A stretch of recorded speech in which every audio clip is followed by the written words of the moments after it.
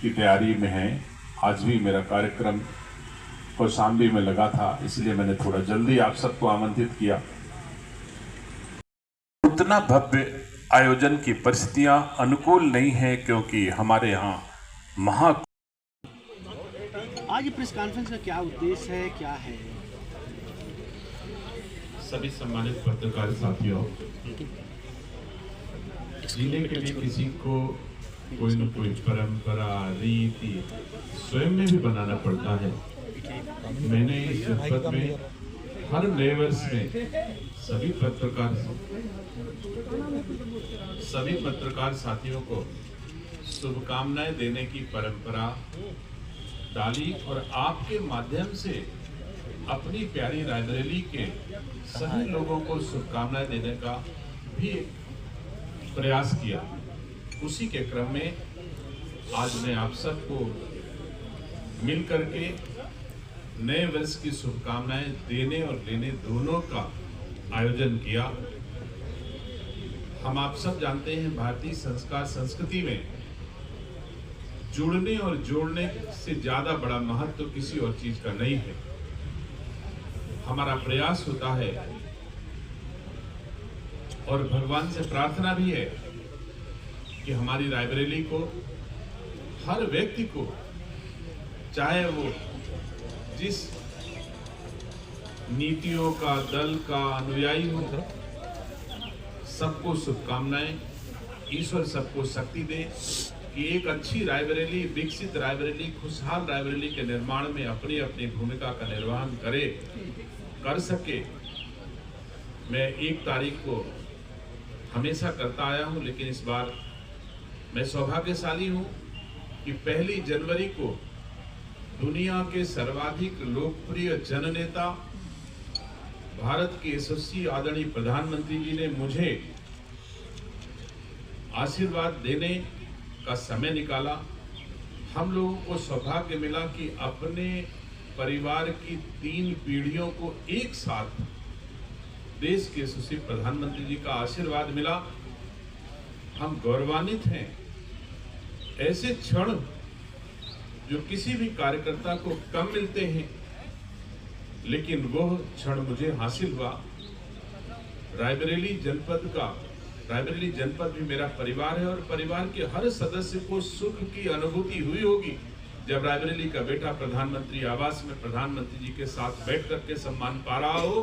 तो ऐसे में हर रायबरेली वासी का सीना चौड़ा हो गया होगा, मन खुश हो गया होगा।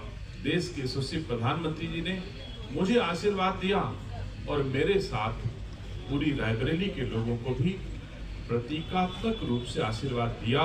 इसके लिए मैं अपनी ओर से, अपनी रायबरेली की जन की ओर से उनका आभार प्रकट करता हूँ, कृतज्ञता ज्ञापित करता हूँ और निसंदेह ईश्वर से प्रार्थना करता हूँ कि भगवान देश के यशस्वी प्रधानमंत्री जी को और शक्ति दे और भारत माता को, भारत भूमि को, भारत देश को और ऊंचाइयां ले जाने में कामयाब हो सके। मैं नए वर्ष की आप सबको शुभकामनाएं देता हूं।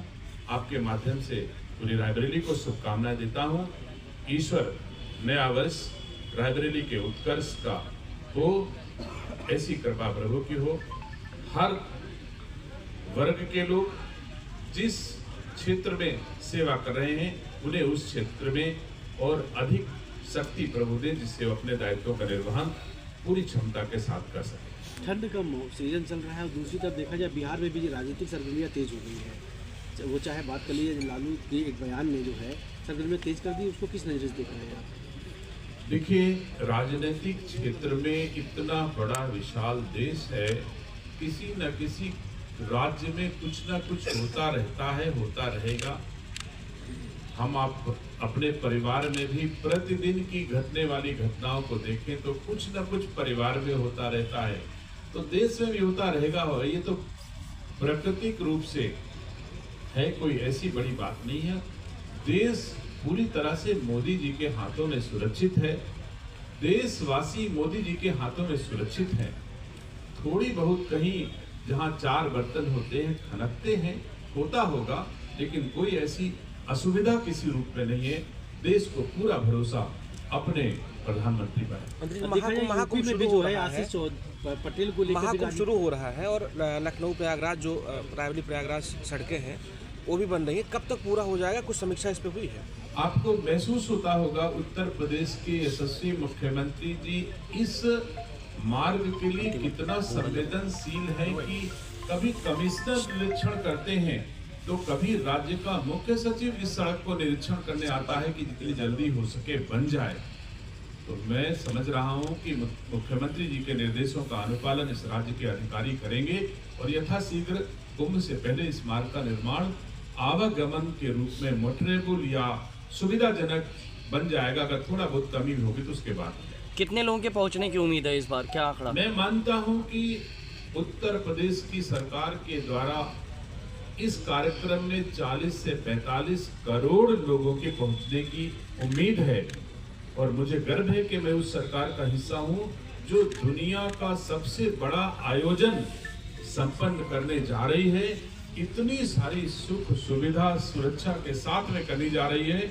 ईश्वर हमारे मुख्यमंत्री को, हमारी सरकार को इतनी शक्ति दें कि यह आयोजन सफलतापूर्वक हमारी सरकार मना करके श्रद्धालु आए और अपने घरों तक पहुंच जाएं। मैं रायबरेली वासियों को भी आपके माध्यम से आमंत्रित करता हूं कि आप सब कुंभ आए, पुण्य कमाएं। सरकार आपकी सेवा, सम्मान, सहयोग, सुरक्षा सुनिश्चित करेगी। बीजेपी के सहयोगी दल अपना दल के एक नेता हैं जिनका आरोप लगा है कि एसटीएफ और जो सचिव हैं उन पर, उसको लेकर क्या बातें चल रही हैं? देखिए, ये शिकायत परिवार में जायज है, हो सकता है अगर किसी को शिकायत हो तो वो शिकायत दूर भी होती है। हमारा ये परिवार है,